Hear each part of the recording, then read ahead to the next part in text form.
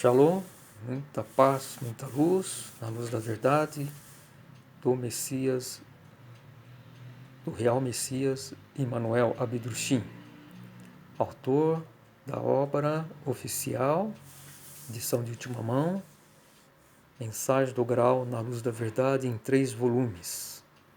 A última edição realizada em 1941.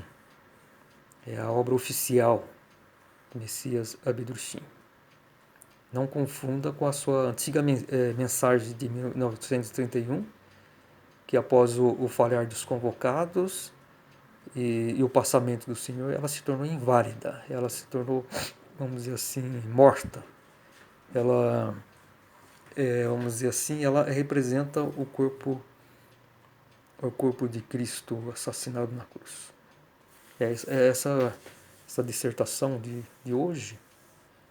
Sábado, estamos no sábado, dia do Senhor, né? Hoje é dia 8. Tem que olhar o calendário que eu já me perco um pouco nos dias. Hoje é dia 8 de maio. 8 de maio de 2021. São 9 horas e 52 minutos, Jundiaí, São Paulo, Brasil. Dia relativamente frio. Acho que estamos nos aproximando do início do inverno, que é mês que vem. Fim do outono. Vivemos aqui no Brasil, região sudeste, próximo praticamente sobre a linha de Capricórnio, né? Vou tomar um gole de água aqui que a garganta está um pouco ruim.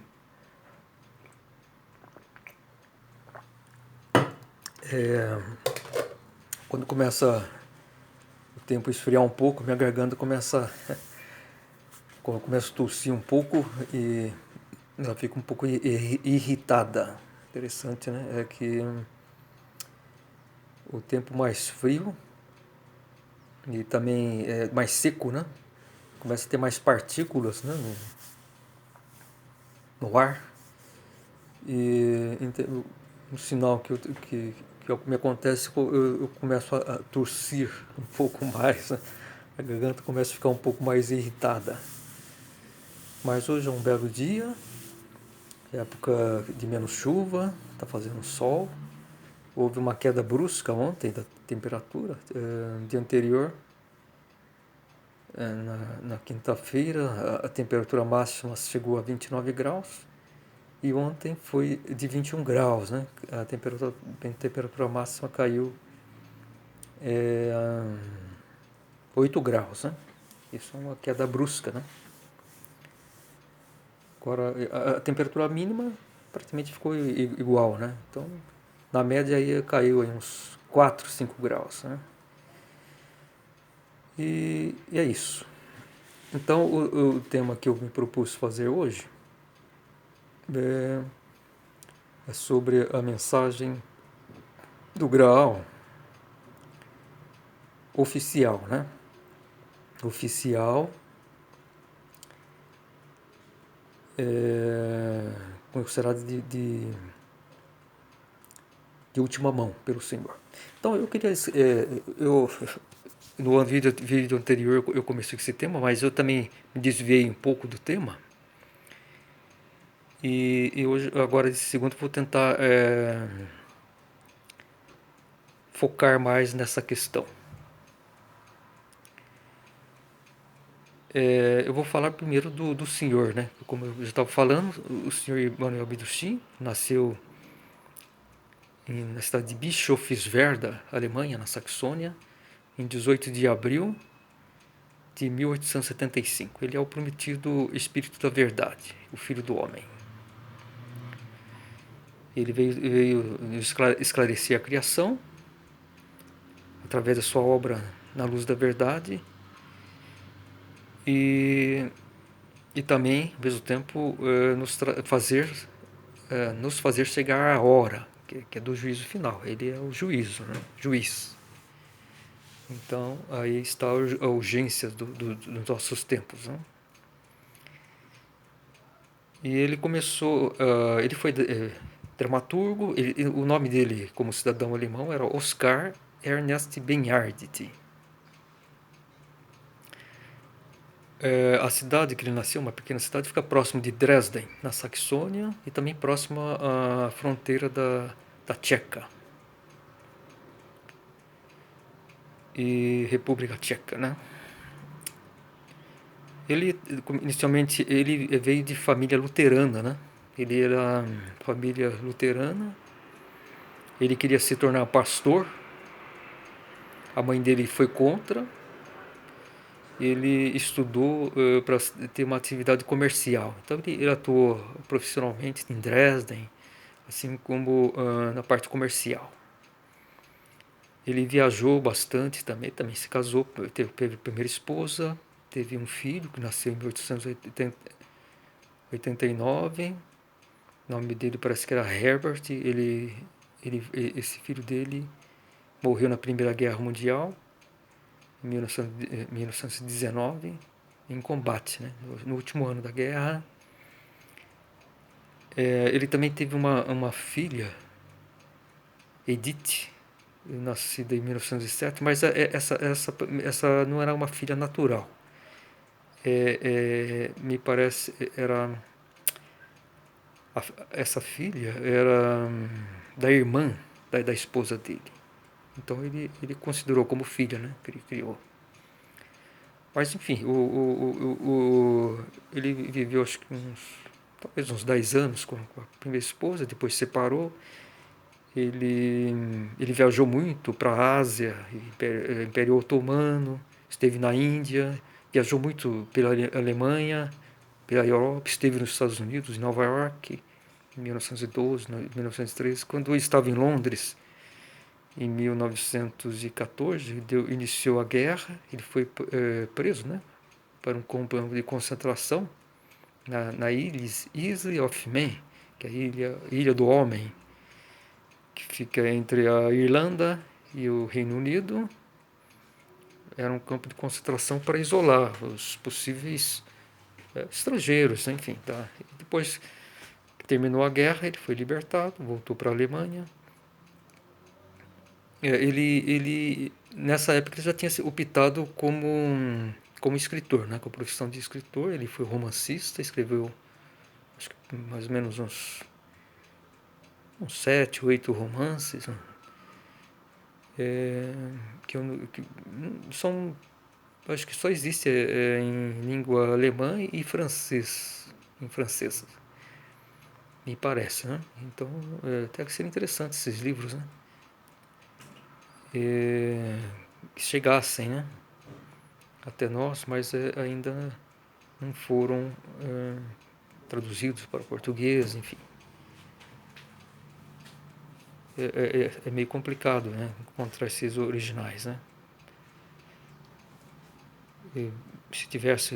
Se eu nunca consegui localizar, por exemplo, algum original, mesmo que seja em francês, que pudesse traduzir assim, pelo menos precariamente pelo Google, enfim, mandar por um e-mail, o Hotmail, por exemplo, e que tem aquela tradução automática, que não fica lá essas coisas, mas já dá para ler um pouco, né?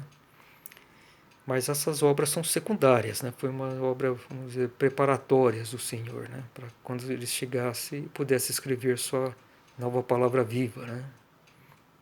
A palavra viva que foi ancorada pela primeira vez na criação, em toda a criação. Ancorada no próprio reino posterior, né? A missão de Cristo era ancorar sua palavra no espírito humano, né?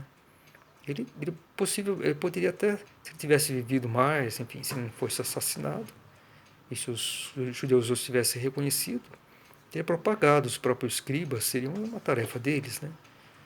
Propagar, e ele poderia, quem sabe, ter escrito, né, uma obra de próprio punho, né? Aí eu penso que ela seria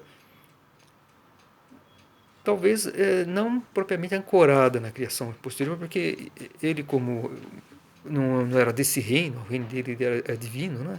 Ele não tinha responsabilidade direta pela criação espiritual, como é o caso do Espírito Santo, de Emmanuel, que ele é o eterno intermediário entre a Deus e a humanidade, né? Por causa disso que Jesus diz, meu reino não é deste mundo. Ele não se referia apenas ao reino de matéria grosseira, a terra, mas toda a criação espiritual. Mas, enfim,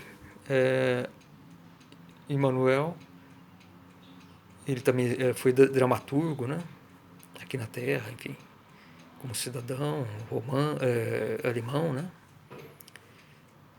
E em 1923 ele começou a escrever suas dissertações e até 1938 que ele escreveu. Em folhetos do Graal, né? A princípio ele escrevia em folhetos, né? Em 1926 ele editou a primeira sua obra, conhecida Mensagem do Graal, né? Conhecida como Edição Violeta. Ela tinha 43 dissertações que ele reuniu e não numeradas. Esse livro tinha mais ou menos 240 páginas aproximadamente. Depois ele continuou escrevendo outras dissertações em folhetos do Graal, né? Ele chegou a ter, ele tinha uma gráfica também em Munique, chamada Der Ruf. Der Ruf é o chamado. Eu não sei alemão, mas deve ser isso. Der Ruf é o chamado. O chamado dos convocados, né? E em 1931 ele reuniu as novas dissertações e essa publicou a chamada Grande Mensagem de 1931, que reuniu 91 dissertações numeradas. Aí ele numerou pela primeira vez. Então ele deu uma revisada nas dissertações anteriores e acho que deu uma nova ordem de ordenação. E parece que ele manteve a ordenação que estava na primeira edição Violeta, que ele não numerou as dissertações, mas eu acho que ele manteve a mesma ordem, acho que deu uma revisada assim, em geral, em todas as dissertações, e acrescentou as posteriores. E aí eu não sei se foi conforme a ordem de que ele escrevia, né? E publicava nos folhetos, mas enfim, ele colocou uma nova ordem e numerou as suas dissertações.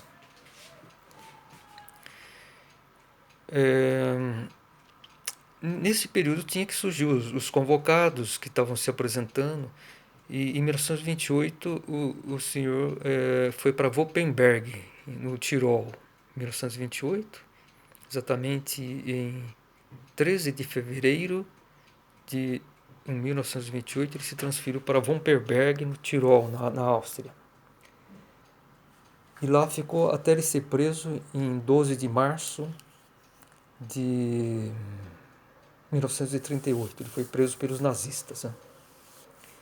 Então, nesse período de 10 anos que ele atuou, foi a principal parte mais importante da vida dele, né? Vamos dizer assim, e da missão. Ele tinha que receber os convocados, mas poucos apareceram, né? E desses, a grande maioria falhou. Então, o que aconteceu? Aí vamos passar a refletir um pouco sobre o sentido da palavra, né? Cristo, palavra viva. Cristo, o corpo de Cristo representava a palavra encarnada na Terra. Então, quando o corpo dele terreno foi assassinado, foi pregado na cruz, o que a humanidade fez foi assassinar a palavra viva, que era Jesus. Essa palavra não pôde mais ser pronunciada na Terra. Então, o corpo de Cristo, na verdade, é a prova do assassínio, do crime da humanidade. É um tremendo karma do assassino da palavra, da recusa da palavra de Deus. Isso que representou. O que ele pôde transmitir, que os discípulos escreveram, enfim, das suas recordações, aqueles seres humanos de coração puro, enfim, que conseguiram vivenciar corretamente, permitiram a salvação do ser humano, né? Mas houve essa grande karma. E isso é terrível. Isso é terrível, né? Quando um filho de Deus vem aqui e a palavra dele é recusada, né? Então a humanidade assassina essa palavra. Ela mata essa palavra. Daí a reciprocidade, a lei da reciprocidade, né? Existem 3 leis, 4 leis principais existem 4 leis fundamentais presentes na criação, que é a lei da gravidade espiritual, a lei da atração dos homólogos, a atração da igual espécie, a lei da reciprocidade, que é o dar e receber, a lei do retorno, e a lei da movimentação necessária.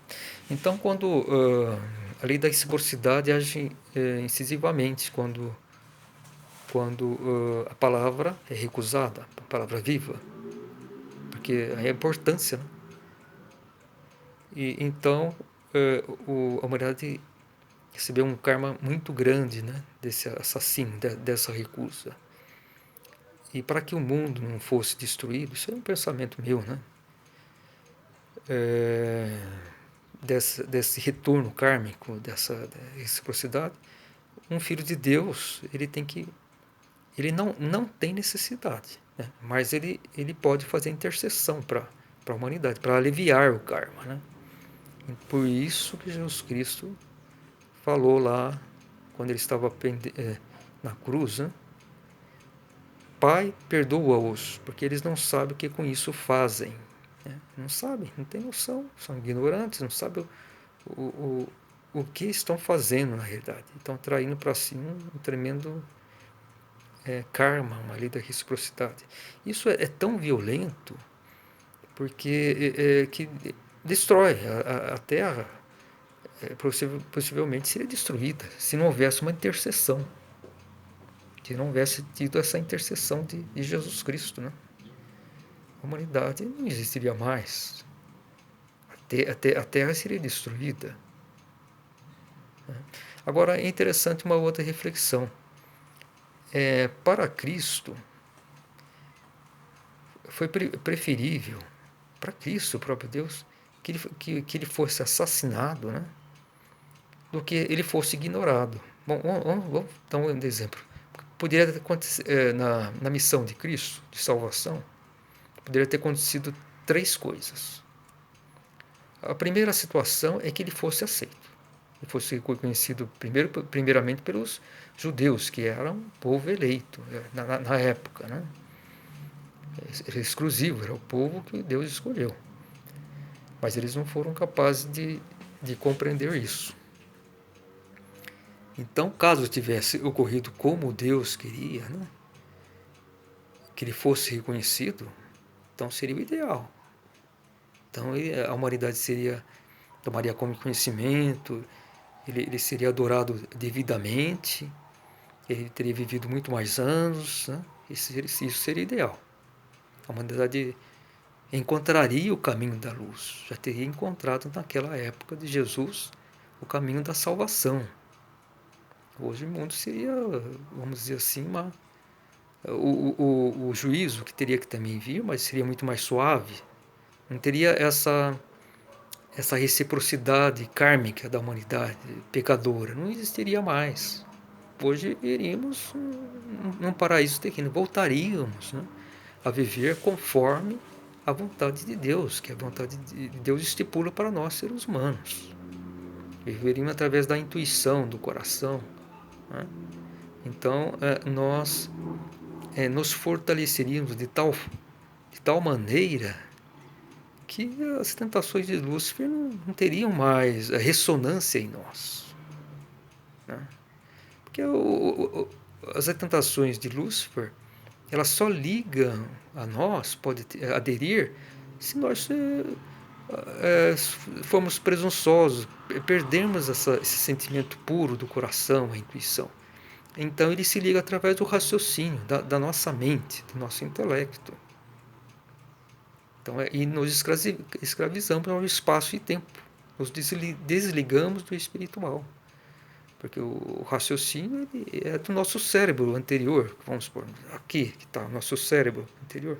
Enquanto a intuição, a sede da nossa intuição é o nosso cerebelo, que fica aqui no cérebro atrás, né? Fica aqui na nuca. Essa é a nossa antena intuitiva. A sede da nossa antena intuitiva que ela foi desde o pecado original, ocorrido há mais ou menos 1 milhão de anos atrás, quando Lúcifer veio ligar o nosso raciocínio, né, através da sua energia divina enteal, né, de criatura divina. Essa era a missão de Lúcifer. Né? Era uma nova etapa para a humanidade, para o ser humano, para que através da ligação do raciocínio, nosso espírito pudesse atuar mais decisivamente na matéria, criação material, e podermos ser considerados os verdadeiros senhores da criação, né, posterior, porque nós somos espirituais. Mas isso não aconteceu. Só quando liga o raciocínio é que nós podemos cometer pecado. Antes não, porque éramos muito intuitivos, vivíamos assim, em contato pleno com os seres da natureza. Tínhamos nossos guias espirituais também, porque são etapas de desenvolvimento de um planeta que recebe espíritos humanos. Primeiro geralmente dura uns 3 milhões de anos. Nós começamos a encarnar aqui na Terra, nos babás, que era uma raça primitiva, especial, né, de animais. Começamos a encarnar nessas crianças babás, né, e herdamos os corpos dela. E podemos, as nossas almas, que estavam prontas no além-matéria, encarnar na Terra.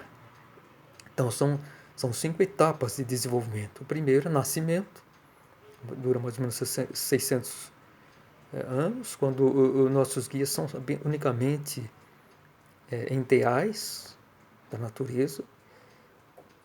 A segunda etapa é crescimento, quando aí já passamos a ter guias espirituais. O terceiro é amadurecimento.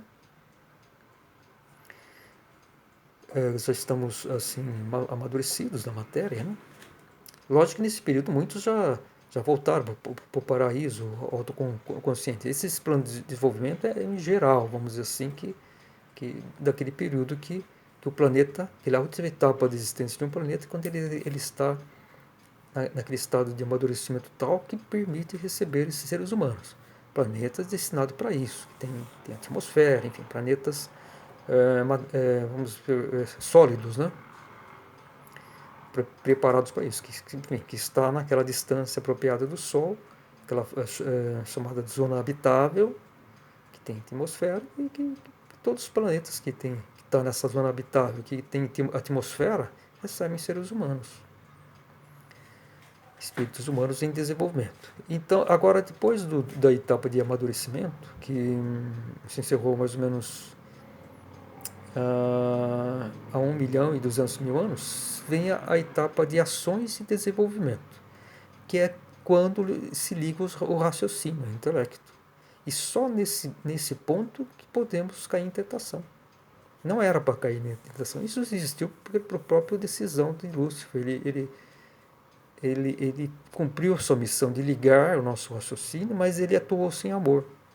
Então ele saiu da sintonia de Deus. Então, não é que Lúcifer seja mal. Não existe mal em lugar nenhum. Porque tudo é o bem de Deus, da criação. A questão de Lúcifer foi que ele atuou erradamente. Ele atuou de forma errada. Não sintonizou mais no amor de Deus. Então, assim,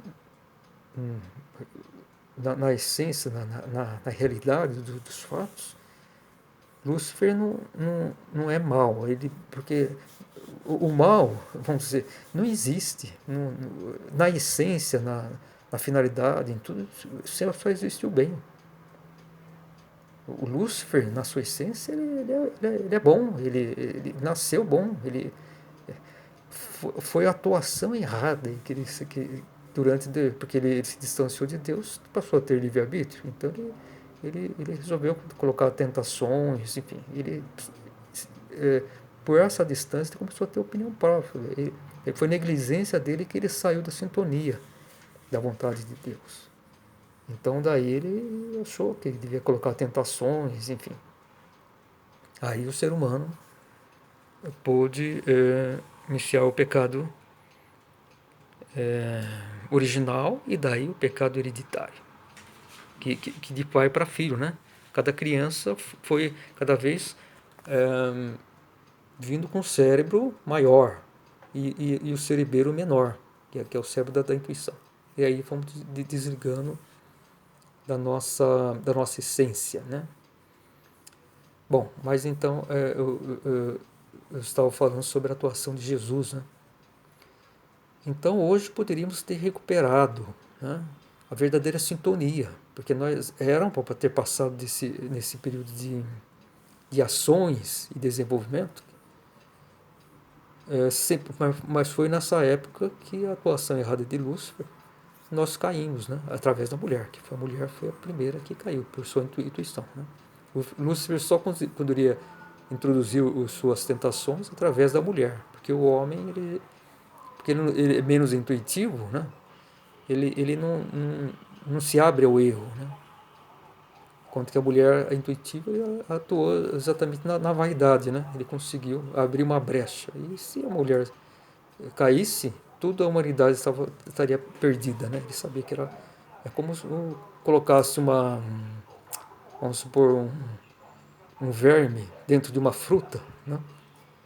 E aí o verme vai corroendo toda a fruta, vai estragando, né? Foi exatamente o que ele fez. Ele colocou um verme da tentação, da vaidade na mulher, e daí ela espalhou, corrompeu toda a humanidade. Esse foi o triunfo de Lúcifer. Mas com a atuação de Jesus, poderíamos ter recuperado isso, né? Então, essas as três possibilidades da atuação de Jesus. Se a humanidade tivesse aceita a,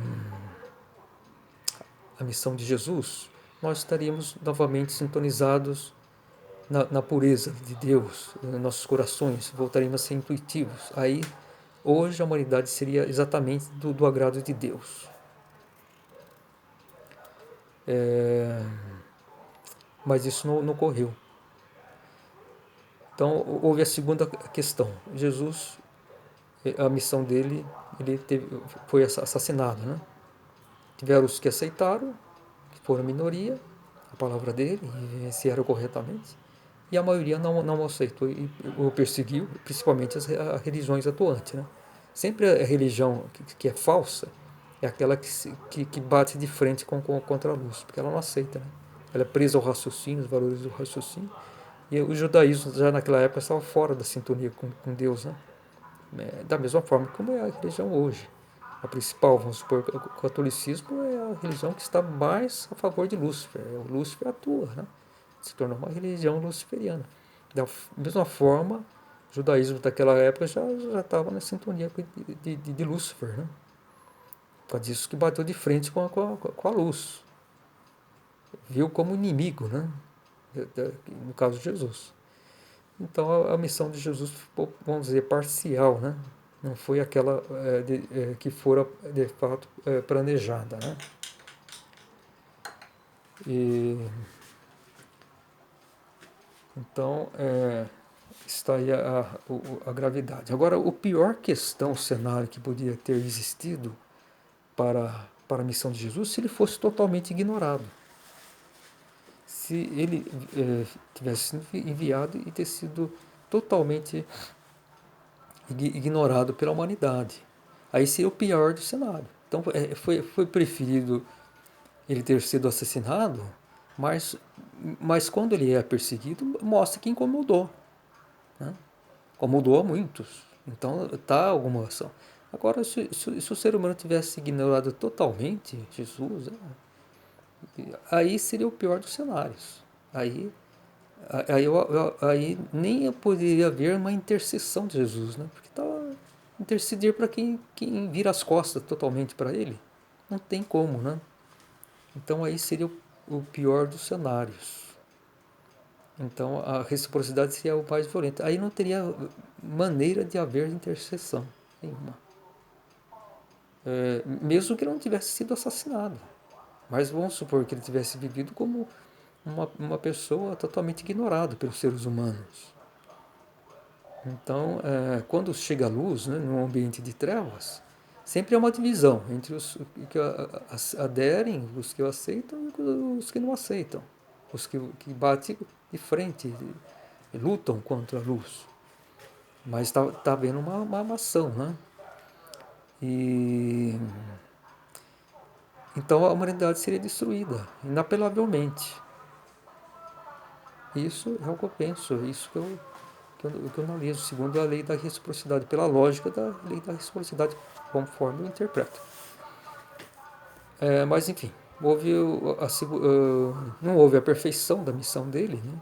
Sempre de acordo com o livre-arbítrio humano, né? Porque nós temos livre-arbítrio. Deus não pode só aconselhar, indicar, dar as melhores condições, mas a decisão é nossa, a última decisão é nossa. Se queremos sintonizar através do coração, da intuição, a vontade de Deus, podemos viver no paraíso, e vivemos de acordo com a misericórdia de Deus, com a bondade, do amor que Ele deseja a todas as suas criaturas. Agora, se dermos privilégio ao raciocínio, nos escravizarmos a Ele, aí nos distanciamos, cortamos a nossa espiritualidade, vivemos apenas na matéria, no espaço e tempo.